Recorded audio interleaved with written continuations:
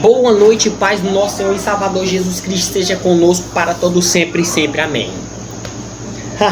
Pessoal, hoje nós eu vou falar aqui a respeito de algo que eu coloquei lá no meu Instagram, tá bom? Primeiro vídeo aqui no canal, seja bem-vindo, tranquilo, Deus te abençoe. E que eu coloquei lá no Instagram, vocês concordaram, pediram, também alguns pediram. Eu botei enquete, votaram e nós vamos falar a respeito de hoje sobre mormons. Não vou criticar nem falar mal deles, porque cada um segue o que quer, faz o que quer. Porque, portanto, vivemos também num país laico, né? Que a pessoa ela faz o que quer e segue a religião que quer. Perdão, ela segue a religião que ela segue a religião que ela quer, tranquilo? Pessoal, nós vamos falar aqui a respeito um pouco sobre os mormons. Pessoal, a história é bastante resumida, tá? Eu vou começar por um homem chamado José Smith. Eu vou resumir a história. É uma história, assim, o livro de Mormons, eu não tenho um presente, a única coisa que eu tenho aqui é a Bíblia Sagrada, mas eu não tenho aqui um livro de Mormons, mas eu vou estar conseguindo, vou estar mostrando a vocês. Mas vamos começar pelo homem chamado José Smith, tá? Eu vou falar bastante resumidamente. José Smith, ele era um homem, seus pais, se não me engano, eram caçadores de tesouro, e um dia ele estava andando pela estrada, pelo bosque, e ele estava indignado aí com a igreja, e o camarada aí começou a ter uma revelação aí. Ele afirma ter visto Deus Pai, Deus Filho. Ele afirma ter visto Deus e que falou assim: esse é meu filho, de quem eu me comprazo, né? De quem eu me alegro, esse é meu filho amado.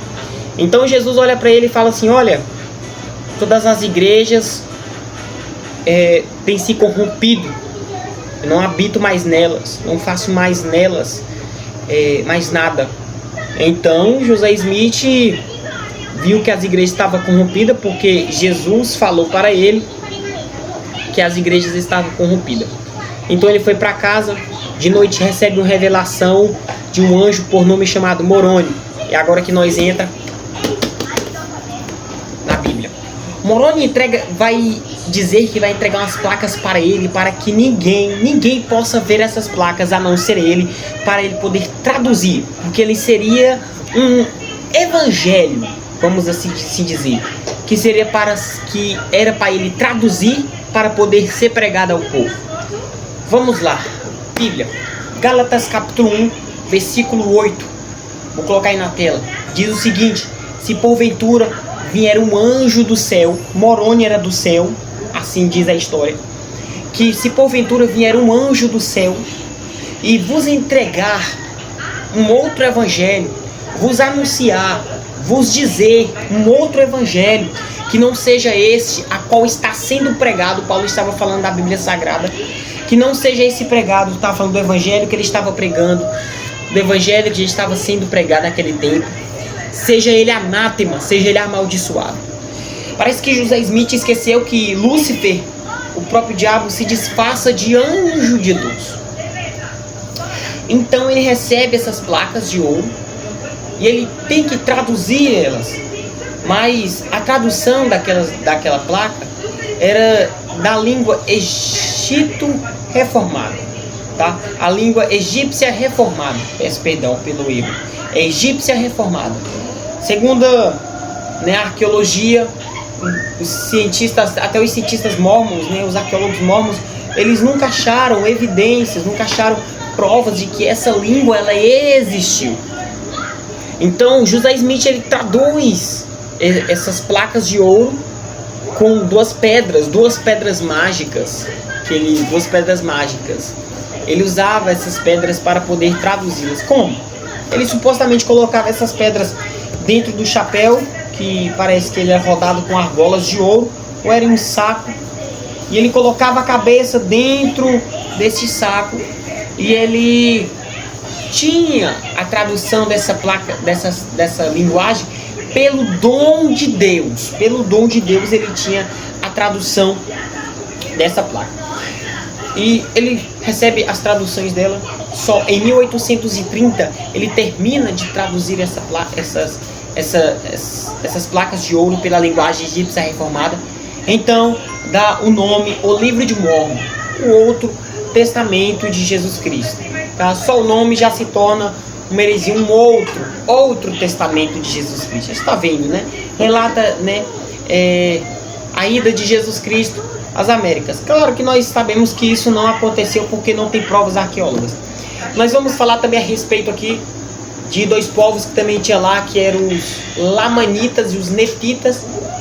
Né? Os Nefitas, eles começaram também a ter uma grande guerra entre os dois. Os Nefitas saíram ganhando sobre os Lamanitas. E uma coisa que nós não vamos ver também em provas arqueológicas, em que torna o livro uma mentira, que é a respeito de armas. Sim, o livro fala a respeito de espadas, a respeito de lanças. E não acham, nenhuma provas arqueólogas acharam essas lanças, não acharam essas lâminas de espadas. Nenhuma prova dela. O livro de Mórmon também diz que eles construíram grandes impérios, construíram castelos, construíram os impérios deles. Tanto os Lamanitas quanto os Nefitas. Mais outras provas arqueólogas em que nenhuma desses levantamentos de construções foram achadas, não tem evidências arqueológicas, o que torna o livro mais uma vez uma mentira. Os Mormons dizem que o livro deles não tem alterações, mas sim, o livro já sofreu mais de 3.000 alterações. Nós vamos também encontrar erros lá. Um erro que nós vamos achar também no livro do Mormons é a respeito do nascimento de Jesus. A Bíblia diz que Jesus nasceu em Belém, enquanto o livro de Mormons diz que Jesus nasceu em Jerusalém.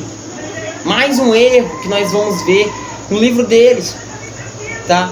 Nós vamos ver também a respeito de, quando se fala a respeito de provas arqueólogas, vamos a respeito da Bíblia também, a Bíblia Sagrada. Eles não usam só a Bíblia Sagrada como regra de fé, mas também usam o livro deles.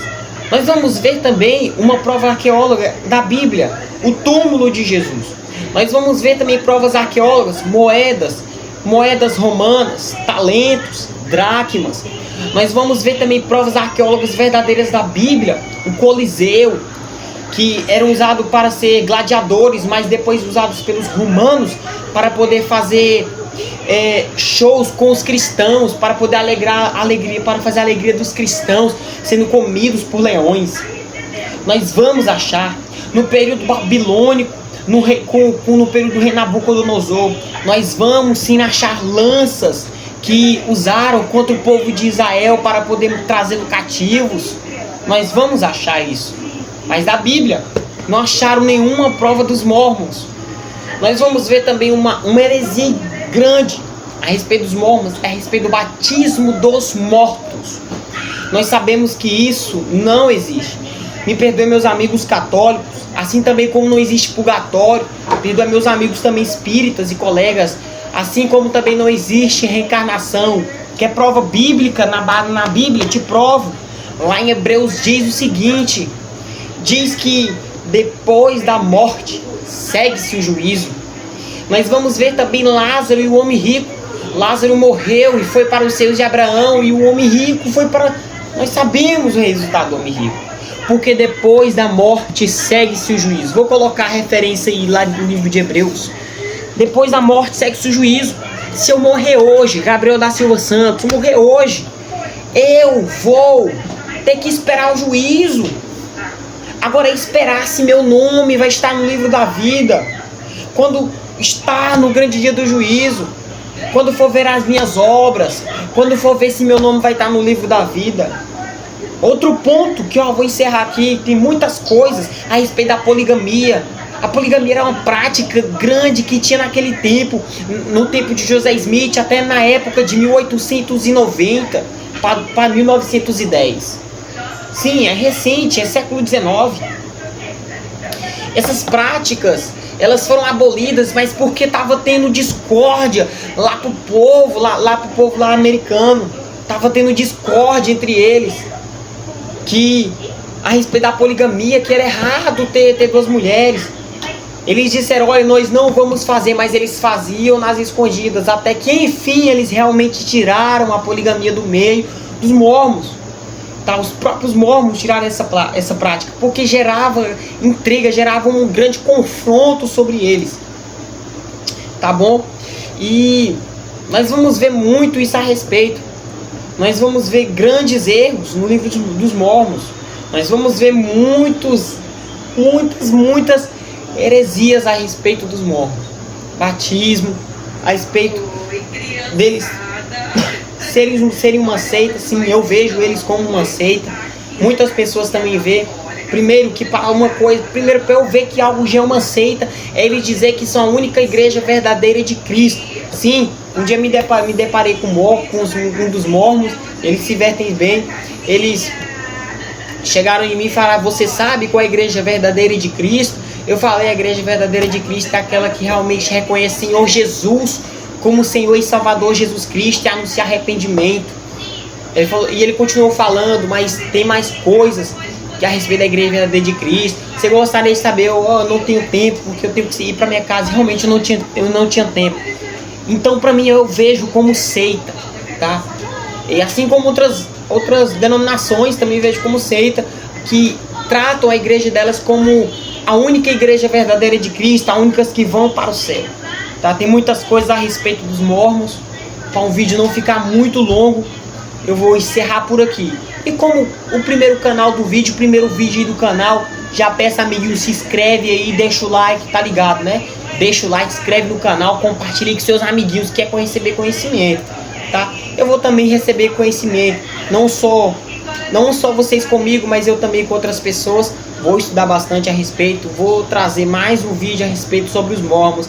E próximo vídeo vou falar sobre a Assembleia de Deus. É uma denominação que eu participo, que somos os protestantes, mais conhecidos como protestantes pelo meio católico. Vou falar de onde surgiu, quando veio, no próximo vídeo, tranquilo? Valeu, deixa o like, compartilha com seus amiguinhos, tamo junto.